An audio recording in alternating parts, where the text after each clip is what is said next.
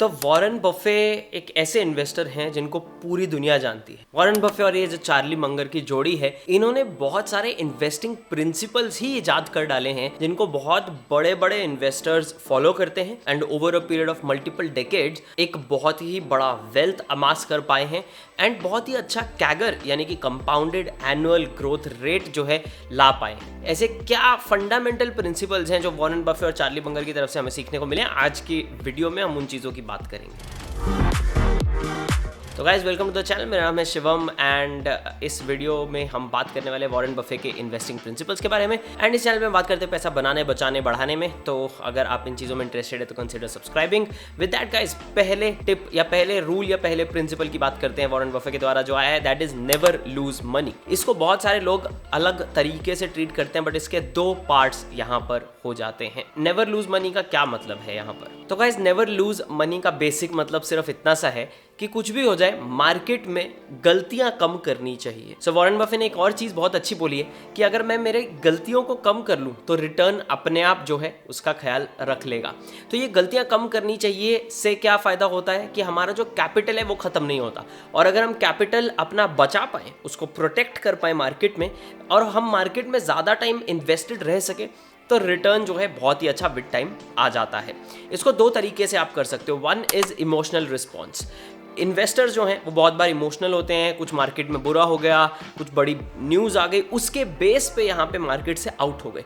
कोशिश किया बॉटम पकड़ने का, फिर कोशिश किया टॉप पे निकलने का। बहुत बार ऐसा होता है कि उस कोशिश में हम सबसे प्रॉफिटेबल दिन जो हैं मिस कर देते हैं। तो मार्केट में अगर आप नेवर लूज मनी करना चाहते हैं, you want to implement this rule, तो पहली बात अपने इमोशनल रिस्पॉन्स को थोड़ा कम करना पड़ेगा। आपको इमोशनली थोड़ा डिटैच होने की कोशिश यहाँ पे करनी पड़ेगी। आई नो बहुत डिफिकल्ट है बट कोशिश यहाँ पे करनी पड़ेगी। नंबर दूसरा इज गाइज, जब भी हम किसी चीज़ में इन्वेस्ट करें तो मार्जिन ऑफ सेफ्टी यहाँ पे रखना है। उससे भी हम जो है नेवर लूज मनी को यहाँ पे इंप्लीमेंट कर सकते हैं। तो मार्जिन ऑफ सेफ्टी का कॉन्सेप्ट क्या है, आप गूगल या यूट्यूब करेंगे तो आपको मिल जाएगा। अगर आप चाहते हैं मैं उस पर वीडियो बनाऊँ तो आप नीचे मुझे कॉमेंट्स में वो भी बता सकते हैं।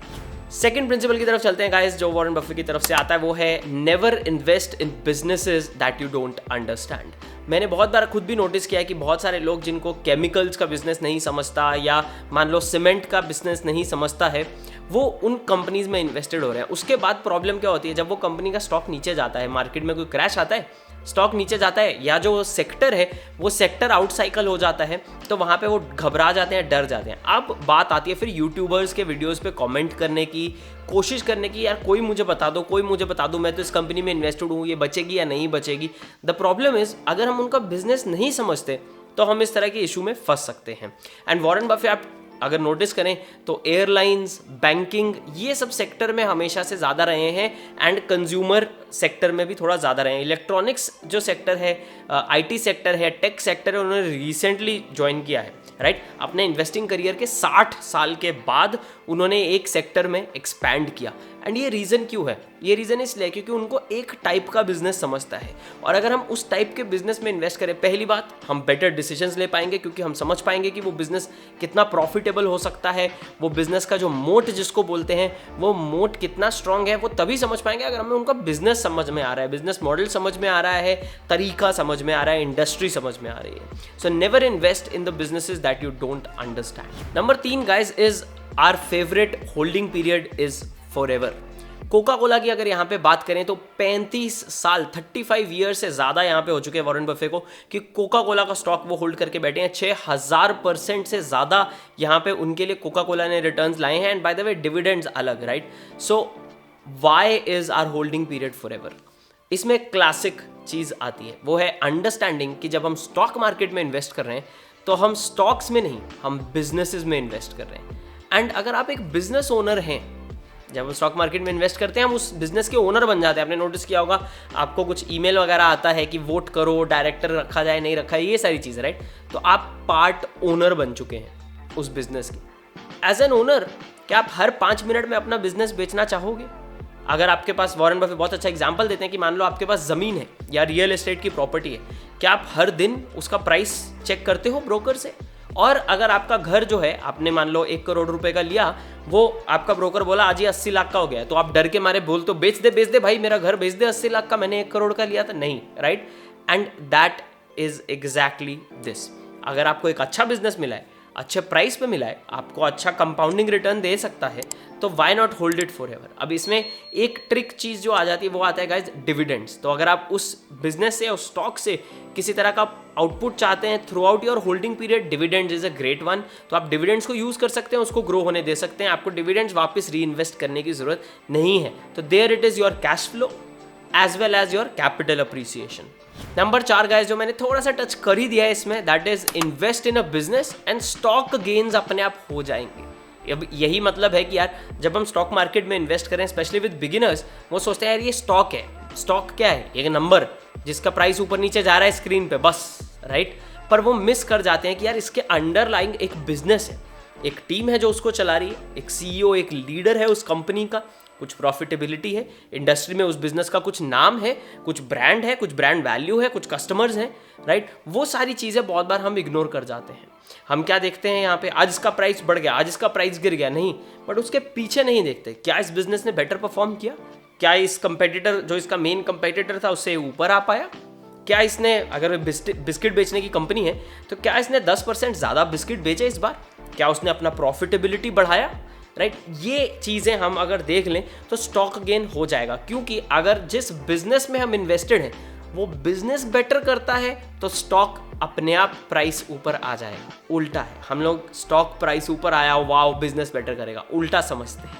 बिजनेस बेटर करेगा, स्टॉक प्राइस ऊपर आ ही जाएगा, बिकॉज लोग अब उस बिजनेस के लिए ज़्यादा पैसे देना चाहेंगे at that point. Number 5 guys, Warren Buffett की तरफ से जो प्रिंसिपल निकल कर आया है वो उन्होंने बताया कि उनको चार्ली मंगर की वजह से यहाँ पे सीखने को मिला, एंड चार्ली मंगर ने उनकी इन्वेस्टिंग फिलॉसफी हमेशा के लिए बदल दी। एंड वो क्या है? सो वॉरेन बफे बेंजामिन ग्राहम के स्टूडेंट हैं।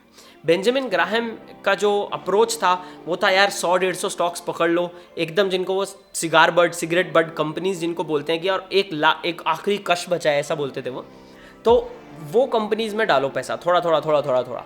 बट चार्ली मंगर आए जब वॉरेन बफे की जिंदगी में, तो उन्होंने उनको बताया नहीं, rather than paying a good price for a fair company, what you can do is you pay a fair price for a great company.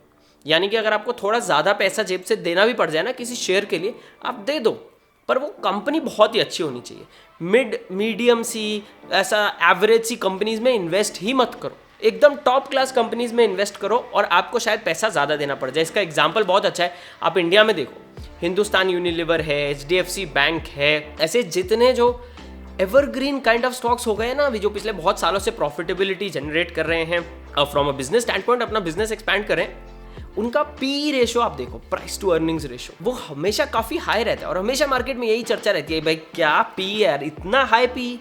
But अगर आपने आज से 10 साल पहले HDFC बैंक में इन्वेस्ट किया होता, 5 साल पहले, 7 साल पहले HDFC बैंक में इन्वेस्ट किया होता या करने वाले होते, और आपने बोला था शिट यार कितना हाई पी है, क्योंकि तब भी उसका हाई पी था, हिंदुस्तान यूनिलीवर का भी तब भी हाई पी था, अगर आपने बोला होता कितनी महंगी कंपनी है यार, इन्वेस्ट करना ही नहीं चाहिए, तो आपने बहुत सारा गेन यहाँ पे मिस कर दिया। एंड अच्छी कंपनीज हमेशा मार्केट से बेटर प्राइस ही डिमांड करेंगी एंड उनको ज़्यादा प्राइस मिलेगा ही मिलेगा।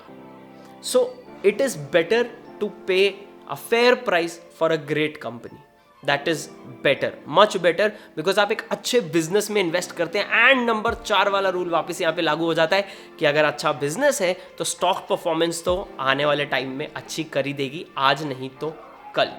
सो ये कुछ 5 प्रिंसिपल्स हैं Warren Buffett and Charlie Munger के द्वारा। आपको इन 5 में से कौन सा प्रिंसिपल जो है फेवरेट लगा आपका या आपका बेस्ट लगा, आप मुझे नीचे कमेंट्स में ज़रूर बताएं। एंड अगर आपके कुछ क्वेश्चंस हैं गाइस तो उन्हें नीचे कमेंट्स में छोड़ना मत भूलें, आई विल मेक श्योर कि आपके लिए उन पे वीडियोस ज़रूर आएँ इस चैनल पे। तो दिस इज़ इट गाइस, मिलते हैं अगले वीडियो में, तब तक के लिए बाय एंड टेक केयर।